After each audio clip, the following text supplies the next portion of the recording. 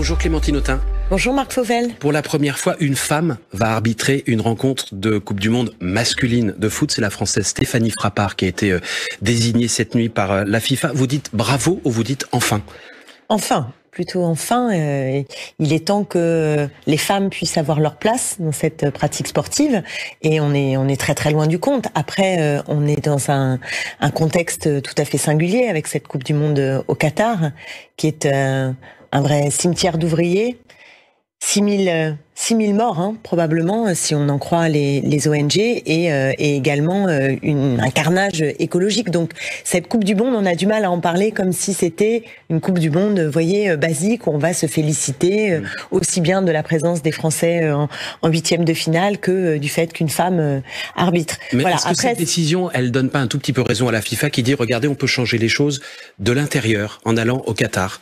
Écoutez, j'ai plus qu'un doute. Moi, nous étions pour le boycott diplomatique, parce que les conditions dans lesquelles s'organise cette Coupe du Monde, c'est scandaleux, c'est révoltant en réalité. C'est absolument révoltant, et je trouve qu'il y a une forme de passivité, voire de complicité. Quand j'ai vu le tweet d'Emmanuel Macron sur le Qatar tout récemment, expliquant qu'il voulait réaffirmer son soutien au Qatar dans ce contexte-là, sans aucun mot par rapport à la façon dont tout ça se passe, qui est terrifiante, je me dis qu'on n'est pas du tout à la hauteur. Pas du tout à la hauteur. Des pleutres qui ne font pas preuve de courage, ce sont les mots qu'a utilisé Sandrine Rousseau pour qualifier les Bleus au Mondial au Qatar. Vous diriez la même chose ?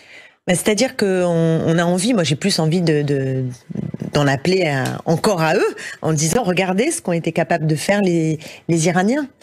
Ils n'ont pas chanté l'hymne. Ils n'ont pas chanté leur hymne. Ouais, mais ils l'ont chanté depuis. Oui, mais il y a eu quand même parce qu'il y a eu des menaces sur leur famille. Oui. D'accord, mais il y a eu un moment qui était un moment d'une grande audace, de rébellion, d'insoumission, et c'est une image qui nous a toutes et tous frappés et qui disait quelque chose politiquement. Je ne crois pas que si les Français avaient un minimum d'audace, ils seraient à ce point rabroués. Ils ne prennent pas les mêmes risques que les Iraniens. Donc j'en appelle en effet à ces footballeurs peut-être pour qu'ils puissent avoir un geste, parce qu'on ne peut pas accepter ça. On ne peut pas accepter ce niveau d'esclavagisme. On ne peut pas accepter qu'il y ait une telle gabegie dans un régime qui est un régime aussi autoritaire et aussi inique. Donc oui, je pense qu'à un moment donné, c'est bien de prendre ses responsabilités et d'avoir quelques actes de courage. Au moment des Jeux de Pékin, Clémentine Autain, Jean-Luc Mélenchon, interrogé sur un éventuel boycott des Jeux, disait « ce serait une agression injustifiée et insultante contre le peuple chinois ». Je me souviens plus du contexte dans lequel ces mots ont été prononcés. Je vous ai cité avec des guillemets. Oui, je sais bien, mais je me souviens pas du tout pourquoi il dit ça à ce moment-là. Boycotter la Chine, c'était une agression contre le peuple chinois, mais boycotter le Qatar, ce serait naturel aujourd'hui. Boycotter diplomatiquement, oui. En tout cas, c'est la position de la France insoumise aujourd'hui. Cet appel au boycott diplomatique pour le Qatar. Quant à la Chine, moi, je pense que il y a des moments où il faut être capable d'avoir un rapport de force, et c'est pas aussi simple avec la Chine qu'avec le Qatar. Il faut être quand même assez objectif. C'est pas aussi facile. Mais notamment, je vais vous dire sur les Ouïghours, par exemple, j'ai été frappée du fait que Renaissance peut tout à fait voter une résolution dans laquelle est inscrit le mot génocide pour les Ouïghours. Que les insoumis n'ont pas voulu voter. Parce que nous avons un débat sur le terme, mais j'ai pris position à ce moment-là très fortement, parce que c'est moi qui ai fait l'intervention à la tribune pour dénoncer les crimes contre l'humanité que subissent les Ouïghours, et pour m'en prendre au régime chinois qui a un comportement qui est d'abord une fuite en avant dictatoriale générale et un comportement absolument inique vis-à-vis des Ouïghours. Mais je constate qu'on peut voter ça à l'Assemblée nationale pour ce qui est de ce gouvernement et ne prendre strictement aucune mesure. Aucune mesure diplomatique. Au niveau européen ? Mais même pas convoquer l'ambassadeur, mais même pas quand il va discuter avec les dirigeants chinois, mettre à l'ordre du jour la question des Ouïghours. Est-ce que les sanctions, elles sont au niveau européen, Clémentine Autain? Non, je suis désolée, quand la France prend une position par le biais de son Parlement, très forte à l'égard du régime chinois, j'estime qu'il y a une forme de cynisme, en fait, à ce que le président de la République, à aucun moment, ne met à l'ordre du jour des négociations avec les Chinois, mais aussi au Conseil de sécurité de l'ONU, qu'est-ce qui empêche la France d'avoir une parole et de le mettre à l'ordre du jour? Donc je veux juste dire que j'ai le sentiment qu'il y a des moments où on est dans une sorte d'inflation des mots sur le plan diplomatique, c'est-à-dire on va voter des résolutions, on dit que c'est terrifiant, mais aucune mesure ne se passe parce qu'il y a en réalité une action qui est toujours moins forte, vous voyez. Donc il y a un décalage entre l'inflation des mots et l'inaction. Clémentine Autain, Emmanuel Macron est arrivé cette nuit à Washington, visite d'État de 3 jours. Est-ce qu'il arrive chez un allié de la France ? Ah, c'est une bonne question. Votre réponse. Oui, c'est une bonne question.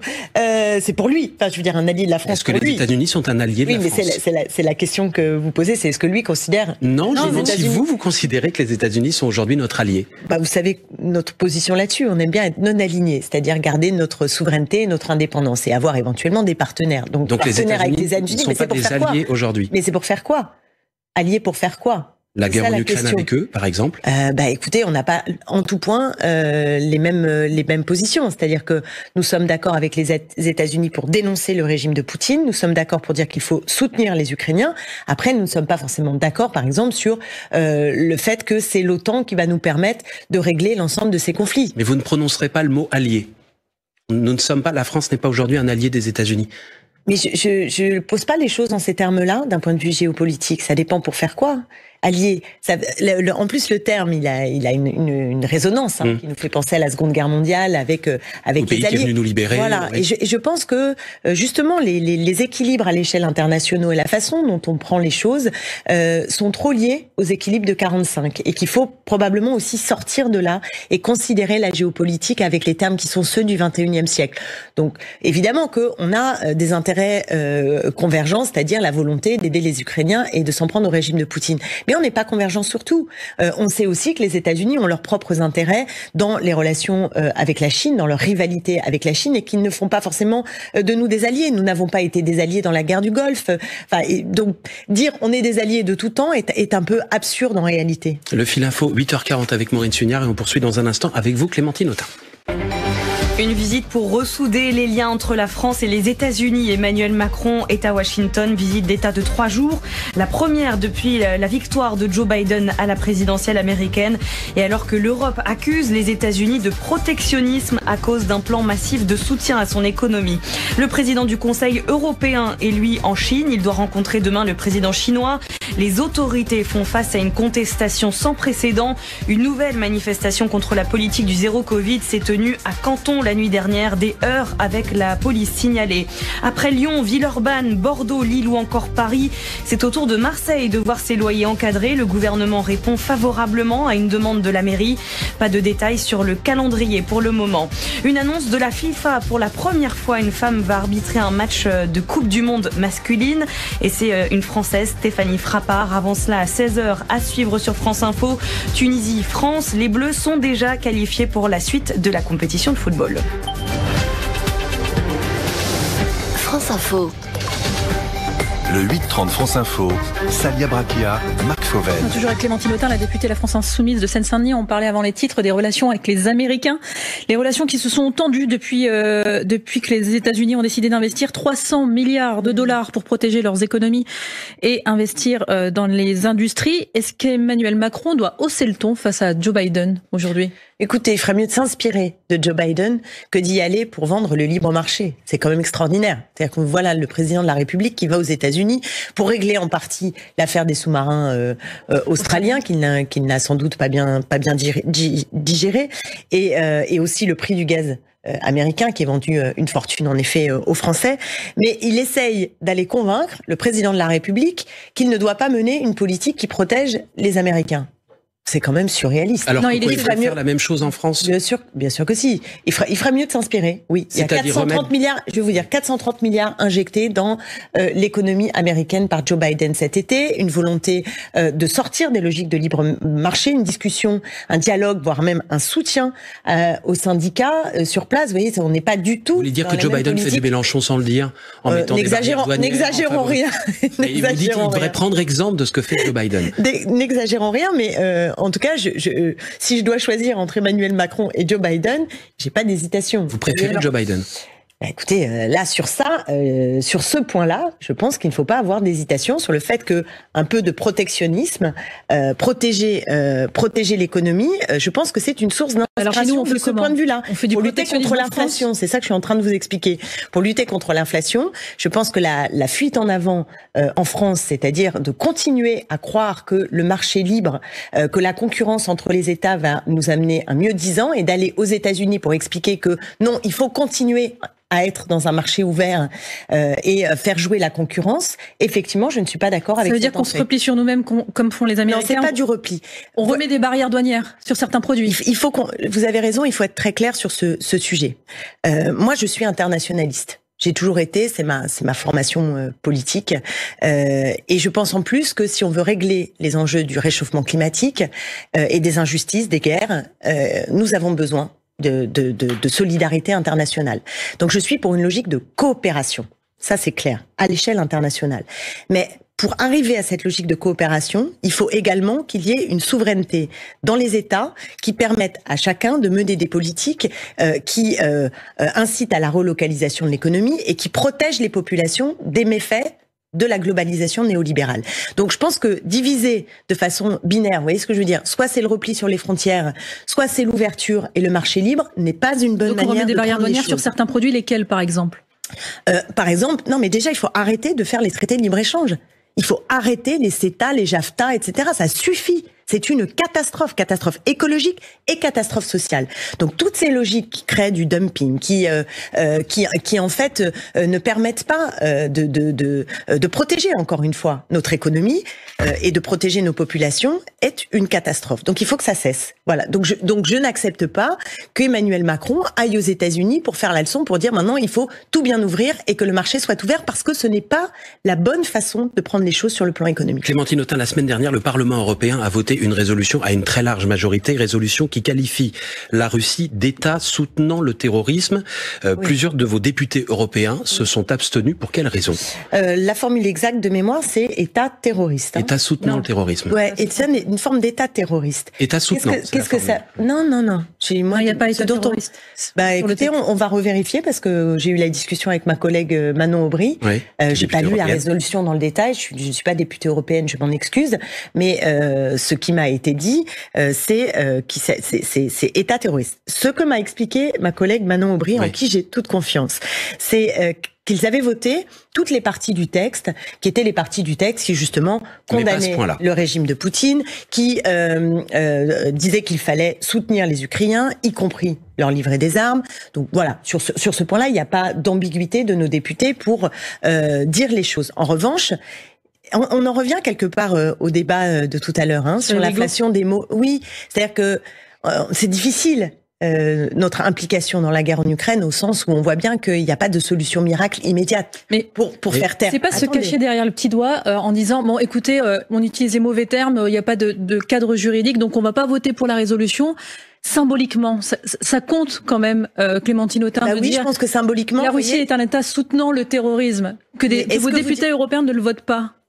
Et pour être encore plus concret, les commandos Wagner qui sont financés par Moscou, qui pillent, qui violent, qui sèment la terreur, c'est pas du terrorisme? Moi, j'ai compris État terroriste, et que on ne peut pas, en tout cas d'un point de vue international, ce sont des qualifications qui ne sont pas des qualifications justes. Moi, c'est ce que j'ai compris. Donc, vous me dites État soutenant le terrorisme. Je n'ai pas la même lecture du texte. Petite précision. Mais je pense. On est allé vérifier. Mais à culpa, État promoteur du terrorisme. C'est pas pareil. Non, mais c'est pas pareil. Et le terrorisme, excusez-moi. État promoteur du terrorisme. Excusez-moi, c'est pas la même chose. Les commandos Wagner. Attendez. Mais il y a pas que. Il y a combien d'États à travers le monde? Oui, mais là, on parle de l'Ukraine. Oui, mais il y a d'autres États. Des mercenaires. Des États qui soutiennent des mercenaires. Je suis désolée, il n'y a pas que la Russie. Il se trouve que le vote était sur la Russie, Clémentine Autain. On peut faire d'autres votes, évidemment. J'entends bien. Mais ce que je veux vous dire, c'est que au nom du fait qu'on est d'accord sur un objectif pour dénoncer des États, des actions, qui sont inadmissibles, des politiques qui sont inadmissibles, on ne peut pas s'asseoir sur des mots, en tout cas s'emballer sur des mots sans avoir de solutions qui sont des solutions plus efficaces sur le terrain. Vous savez que seuls vos députés européens et ceux du Rassemblement national pas pour les mêmes raisons. Se sont abstenus dans le symbole. J'entends bien, mais je pense qu'au nom, oui, mais est-ce qu'on a le droit un petit peu de complexité dans les votes? Est-ce qu'on a le droit de chercher à être juste, notamment sur le plan géopolitique? Notamment sur le plan géopolitique, ou est-ce qu'il faut impérativement, parce que si c'est pas le tout, alors c'est rien et on n'est pas compris.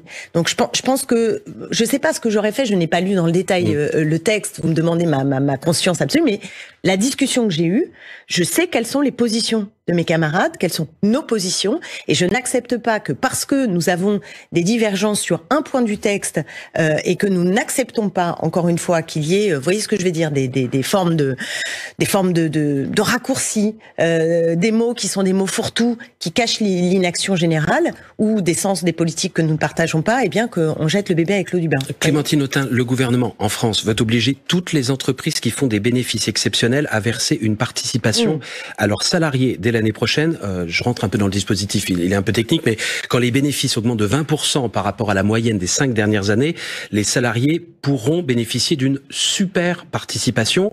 Est-ce qu'Emmanuel Macron est en train de vous couper l'herbe sous le pied ? Pas du tout, parce qu'on n'est pas du tout d'accord avec ça. La super participation, c'est une logique de prime. Oui, c'est du pouvoir d'achat, une participation. C'est une logique de prime, on n'est pas pour la logique de prime. Vous savez, c'est ce qu'il y avait dans la loi pouvoir d'achat et on l'a pas voté. Donc, la participation, c'est de l'argent à la fin de l'année en plus. Oui, c'est des cotisations sociales en moins aussi. Parce que quand vous donnez des primes, en fait, la logique de la participation, c'est vous donner de l'argent sans cotisation sociale. Donc, nous, on n'est pas d'accord avec ça. C'est pour ça qu'on est pour la hausse des salaires et pour le SMIC à 1 600 € tout de suite. Donc, plutôt du côté des salaires et pas du côté des primes. Et deuxièmement, ça veut dire que vous avez un aléa de revenus qui est lié à l'État, à des choix qui sont les choix des dirigeants. Ce serait une obligation. Oui, mais... Dès lors que les bénéfices augmentent. J'entends bien, mais écoutez-moi. Ça veut dire que vous avez une augmentation par le biais d'une participation qui est liée au choix des dirigeants. Au choix ou au travail des salariés. Si, non, il y a des bénéfices en fin d'année. Ce sont les choix des dirigeants. Qui aussi, les salariés ne participent pas à ces choix. S'ils participaient à ces choix d'orientation de l'entreprise, alors ils pourraient peut-être être mieux à même, mieux fondés, de voir leur rémunération liée à des aléas. Vous pensez que les chefs d'entreprise ont envie de faire des bénéfices comme les salariés? Oui, bien sûr. Oui. Bien sûr, oui, on peut penser, enfin, surtout les profits. Et donc, que ça fera plus d'argent à la fin de l'année. Les profits, mais on peut aussi penser que parfois, les choix des dirigeants ne sont pas ceux qu'auraient fait un certain nombre de salariés. Mais clairement, vous n'allez pas voter pour ça? Bon, on n'a pas eu la discussion, mais je vois pas pourquoi. Je vois pas pourquoi on n'a pas voté dans la loi pouvoir d'achat. Il y avait des logiques de primes. Donc, on n'est pas d'accord avec les logiques de primes. Les super profits, on est pour les taxer et remettre dans le bien commun. C'est cette part en fait qui est une part de bénéfice qui est captée par un tout petit nombre. Mais comment vous expliquez à votre électorat que lorsqu'il y a des possibilités de voter plus d'argent pour les salariés, vous dites non? Mais parce que vous n'avez pas de cotisation et que ce n'est pas la bonne façon de faire.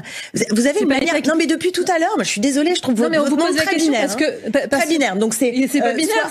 Il y a des possibilités d'avoir plus d'argent et vous voulez pas les voter. Comment vous l'expliquez à votre électorat? Mais parce que nous ne sommes pas d'accord avec cette logique économique. Avoir plus d'argent, c'est augmenter le SMIC. Avoir plus d'argent pour les biens communs, pour nos hôpitaux, pour nos écoles, pour nos transports en commun.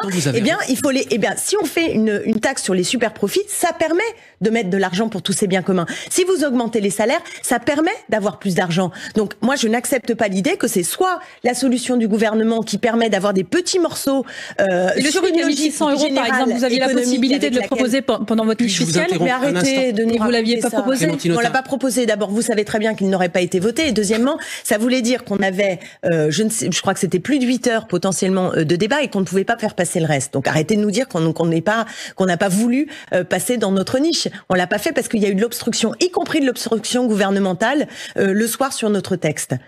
Comme vous le savez, sur les soignants. Petite pause, et c'est une première, l'obstruction gouvernementale. Si vous le permettez, une toute petite pause, 1 minute, le fil info, il est 8h52 avec Maureen Fuinaire, on poursuit juste après. L'inflation se stabilise en France selon l'INSEE, 6,2% sur un an en novembre, indique ce matin l'Institut de statistique, mais la consommation des ménages enregistre sa plus forte chute depuis avril 2021, une baisse de 2,8% en octobre. Dans le sillage de la première ministre Elisabeth Borne, l'infectiologue Anne-Claude Crémieux appelle sur France Info à porter le masque, surtout dans les lieux clos. C'est maintenant qu'il faut se protéger du Covid si on veut être en forme pendant les fêtes, dit-elle encore. Caroline Cailleux ne pouvait ignorer la juste valeur de son patrimoine. C'est ce qu'indique la Haute Autorité pour la transparence de la vie publique qui saisit la justice aussi pour des soupçons de fraude fiscale. L'ancienne ministre qui vient de démissionner lundi à cause de cette affaire aurait minoré la valeur de ses biens immobiliers.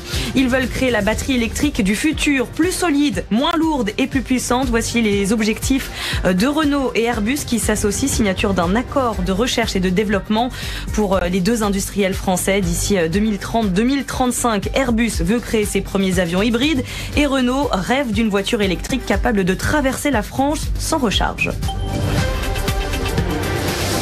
France Info. Le 8-30 France Info, Salia Brachia, Marc Fauvel.